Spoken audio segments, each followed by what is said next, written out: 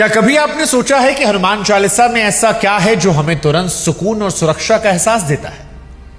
आज के दौर में हम एंजाइटी, स्ट्रेस और डिप्रेशन जिसे कहते हैं, क्या आप जानते हैं कि सदियों पहले तुलसीदास जी ने उसका इलाज हनुमान चालीसा की चौपाइयों में पिरो दिया था।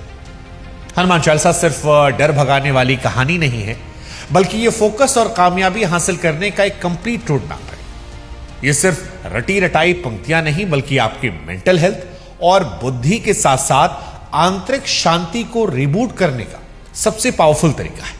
तो आज हनुमान चालीसा को हम उस नजरिए से आपको बताते हैं जैसा आपने पहले कभी नहीं सोचा होगा, क्योंकि हनुमान चालीसा सिर्फ कोई धार्मिक टेक्स्ट थोड़ी ना है। इंसान के भीतर सोई हुई शक्तियों को जगाने का साइकोलॉजिकल और स्पिरिचुअल प्रोसेस है। तो शुरुआत करते हैं। नमस्कार, मैं हूं शुभांकर और आज की भक्ति बुक की कहानी बड़ी स्पेशल है। हनुमान चालीसा को डिकोड करने वाले इसकी शुरुआत करें उससे पहले हमारी आपसे गुजारिश है कि हमारे व्हाट्सएप चैनल से आप लोग जरूर जुड़िएगा। लिंक हमने डिस्क्रिप्शन में दे रखा है, कमेंट सेक्शन में दे रखा है, साथ ही आपके लिए स्कैन दे रखा है। अपने मोबाइल से स्कैन कीजिए और जुड़ जाइए हमारे साथ। अब चैप्टर नंबर 1 देखिए। हनुमान चालीसा की शुरुआत श्री गुरु चरण सरोज रज से शुरू होती है। इसका मतलब है कि अपने गुरु के चरणों की धूल से अपने मन के दर्पण को साफ करना। साइकोलॉजी के नजरिए से देखें तो यह ईगो को कम करने की एक प्रक्रिया है। जब हम खुद को किसी ऊंचे आदर्श या गुरु के सामने छोटा मानते हैं तो हमारा दिमाग नई चीजें सीखने और सकारात्मक ऊर्जा को ग्रहण करने के लिए खुल जाता है। यह विनम्रता ही इंसान को बड़े काम करने की शक्ति देती है। तुलसीदास जी ने रज यानी धूल का इस्तेमाल किया है, जो यह बताता है कि ज्ञान की शुरुआत जमीन से जुड़कर ही हो सकती है। जब मन का आईना साफ होता है तभी हमें अपनी असली ताकत और कमियों का एहसास होता है। यह शुरुआती दोहा हमें मानसिक रूप से तैयार करता है कि हम जो आगे पढ़ने जा रहे हैं उसे बिना किसी घमंड के स्वीकार कर सके। अब इसके बाद आता है बुद्धिहीन तनु जान के। इसका असली मनोविज्ञान जानते हैं आप? देखिए, हनुमान चालीसा की शुरुआत में ही हम खुद को बुद्धिहीन कहते हैं। क्या इसका मतलब है कि हम वाकई बेवकूफ हैं? नहीं, ये बेवकूफी वाली बात नहीं, ये एम्प्टी कप वाली फिलॉसफी है, खाली कप वाली फिलॉसफी। जब तक हम ये नहीं मानेंगे कि हमें नहीं पता, तब तक तो हम कुछ नया सीख ही नहीं सकते। यह खुद को शून्य करने की प्रक्रिया है ताकि ब्रह्मांड की अनंत बुद्धि आपके भीतर समा सके। यह विनम्रता ही हनुमान जी की सबसे बड़ी ताकत थी। वे जानते थे कि जब वे खुद को राम का सेवक यानी छोटा मानते हैं, तभी वे पहाड़ उठाने जैसा बड़ा काम कर पाते हैं।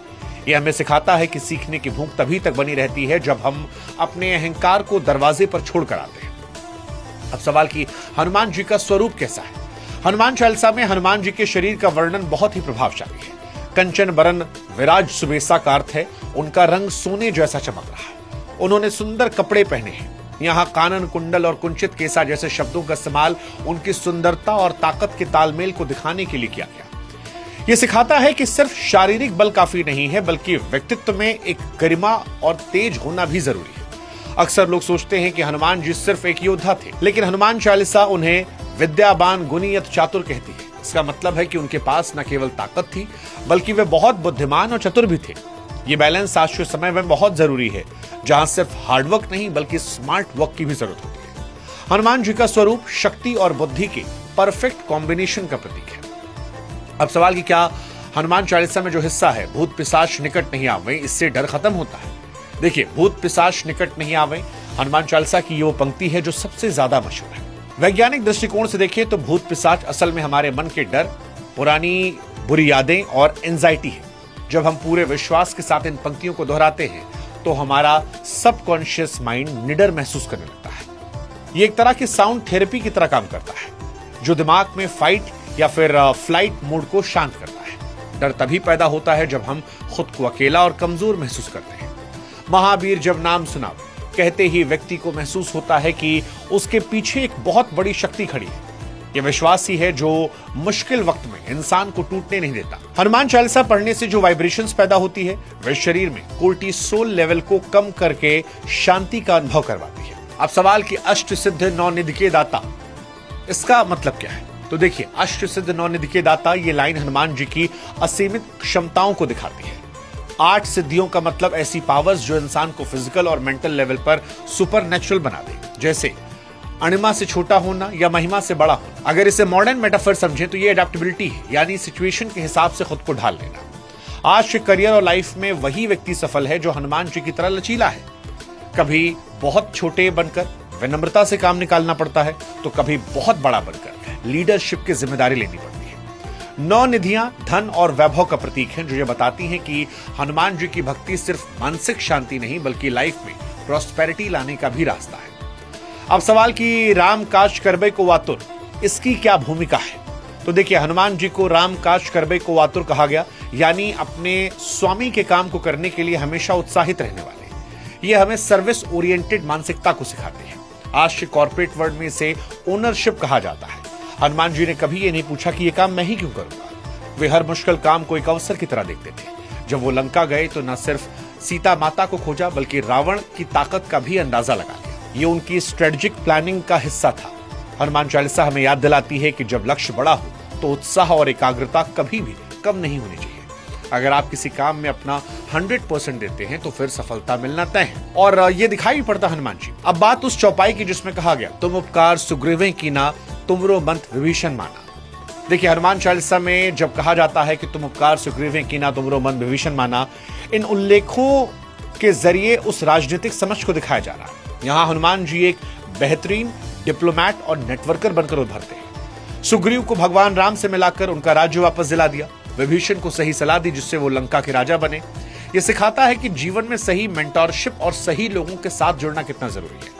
हनुमान जी ने अपनी शक्ति का इस्तेमाल सिर्फ लड़ने के लिए नहीं बल्कि दूसरों का भाग्य बदलने के लिए किया। आज के लीडर्स के लिए सबसे बड़ा सबक है कैसे अपनी बुद्धिमानी से दूसरों का भला करते हुए बड़े लक्ष्यों को हासिल कर ले। और यही दिखता है जब वो कहते हैं, सूक्ष्म रूप धर सियहि दिखावा, विकट रूप धरि लंक जलावा। अब इसकी स्ट्रेटजी समझना भी बहुत जरूरी है। सूक्ष्म रूप धर सियहि दिखावा, विकट रूप धरि लंक जलावा। यहां हनुमान जी की 2 अलग अलग मानसिक अवस्थाओं का वर्णन है। सीता माता के सामने वो बहुत छोटे विनम्र है क्योंकि भरोसा जीतना था, लेकिन लंका जलाने के लिए विकट रूप धारण किया क्योंकि वहां खौफ पैदा करना था। यह हमें इमोशनल इंटेलिजेंस को सिखाती है। जीवन में हर जगह एक जैसा व्यवहार काम नहीं आता। कहीं आपको बहुत विनम्र होना पड़ता है, कहीं आपको अपनी पूरी ताकत और आत्मविश्वास को दिखाना पड़ता है। हनुमान जी जानते थे कि कहां सॉफ्ट पावर का इस्तेमाल करना है और कहां हार्ड पावर का। ये बैलेंस ही एक इंसान को हर फील्ड में कामयाब बनाता है। विकट रूप धरि लंक जलावा, यहाँ विकट शब्द का जो इस्तेमाल हुआ, हनुमान जी ने दरअसल लंका में केवल अपनी शक्ति का प्रदर्शन नहीं किया था बल्कि साइकोलॉजिकल वॉरफेयर का भी इस्तेमाल किया था। रावण के अहंकार के प्रतीक उसकी स्वर्ण नगरी को जलाकर संदेश दिया कि अधर्म की नींव चाहे जितनी चमकीली हो वो सुरक्षित नहीं है। ये सिखाती है कि जब दुश्मन बहुत शक्तिशाली अहंकारी हो तो सीधा प्रहार करने के बजाय उसकी जड़ों और उसके आत्मविश्वास पर चोट करनी चाहिए। हनुमान जी का लंका दहन एक सर्जिकल स्ट्राइक की तरह था जिसने युद्ध शुरू होने से पहले ही रावण की सेना का मनोबल तोड़ दिया। हनुमान जी की यात्रा में सुरसा और लंकनी जैसे कई अवरोध भी आए थे। सुरसा के सामने बुद्धिमानी दिखाई, बहुत छोटा रूप बनाकर मुंह से बाहर निकली। लंकनी को एक घूंसे से शांत किया।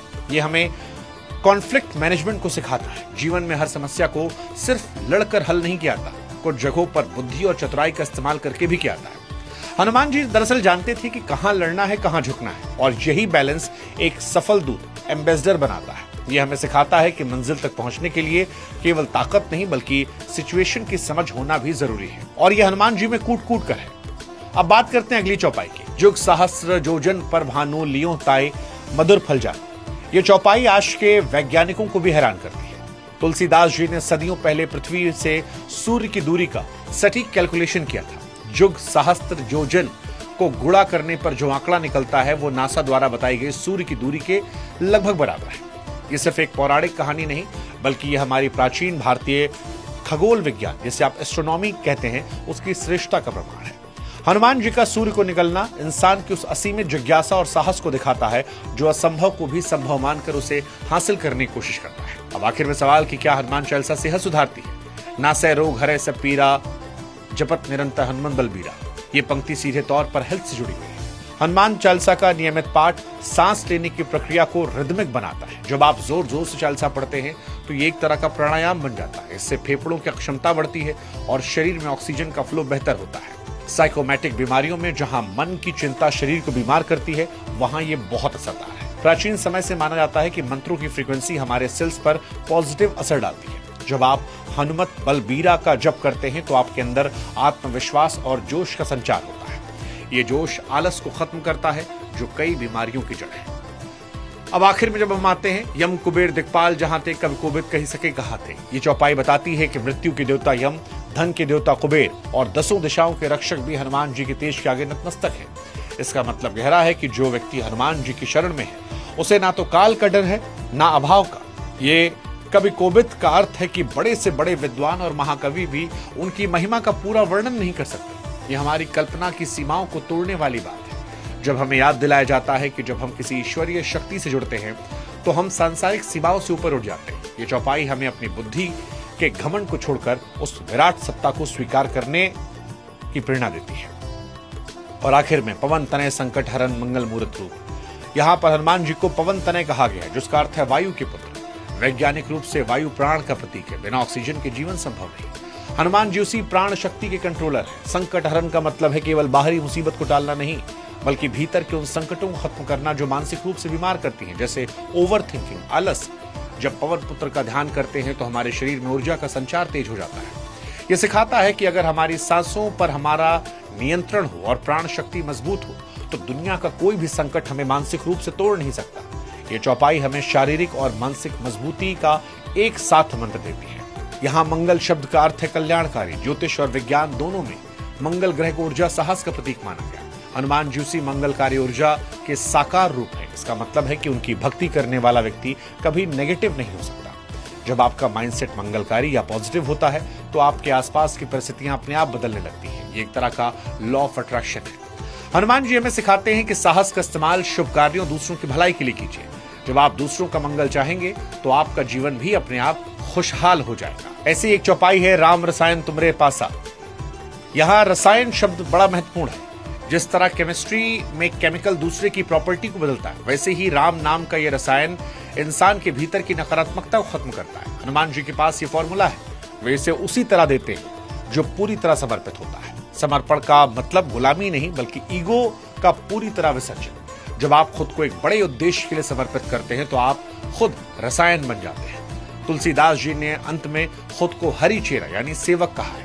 ये बताता है कि ज्ञान और शक्ति के शिखर पर पहुंचने के बाद भी इंसान को अपनी विनम्रता और सेवा नहीं भूलना चाहिए। आपने हनुमान चालीसा के अंत में पढ़ा होगा, जो 7 बार पाठ कर कोई छूटे बंद महासुख हुई। यहाँ 7 बार यानी 100 बार पाठ करने का एक गहरा मनोवैज्ञानिक कारण है। साइकोलॉजी में इसे पैटर्न फॉर्मेशन कहते हैं। जब किसी पॉजिटिव मंत्र या विचार को लगातार 100 बार दोहराते हैं तो वो हमारे सबकॉन्शियस माइंड की प्रोग्रामिंग को पूरी तरह बदलता है। ये 100 बार का दोहराव हमारे पुराने डर, हीन भावना और मेंटल ब्लॉक्स को तोड़ देता है। छूटे बंद महासुख हुई का अर्थ है सिर्फ जेल से छूटना नहीं, बल्कि उन मानसिक बेड़ियों से आजाद होना जो हमें आगे बढ़ने से रोकती है। ये प्रोसेस हमारे भीतर एक ऐसा कॉन्फिडेंस पैदा करता है जिससे हम बड़े से बड़े संकट को मुस्कुराहट के साथ सामना कर सकते हैं। और इसीलिए तो हनुमान चालीसा कहती है कि संकट कटे मिटे सब पीरा, जो सुमरे हनुमान बलबीरा, संकट ते हनुमान छुड़ावे। ये लाइन रिलैक्सेशन का काम करती है।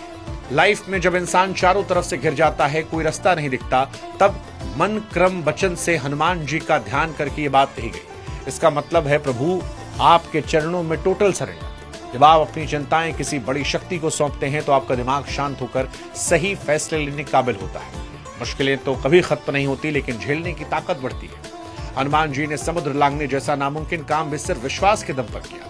यही मोटिवेशन हमें डेली स्ट्रगल से लड़ने की हिम्मत देता और यही हनुमान चालीसा हमें सिखाती है। तो ये हनुमान चालीसा को डिकोड करके हमने कोशिश की कि सरल शब्दों में आपको समझाएं कि गोस्वामी तुलसीदास जी ने जेल में रहकर भी कैसे हमको हनुमान चालीसा दी, जो आज सारे जीवन की कायाकल्प कर सकती है। अब आप पर है कि हनुमान चालीसा में जो कहा गया उनको आप समझकर जीवन में कैसे अमल करते हैं। बाकी राम राम कहते रहिए और हनुमान जी की पूजा पाठ करते रहिए। जय श्री राम।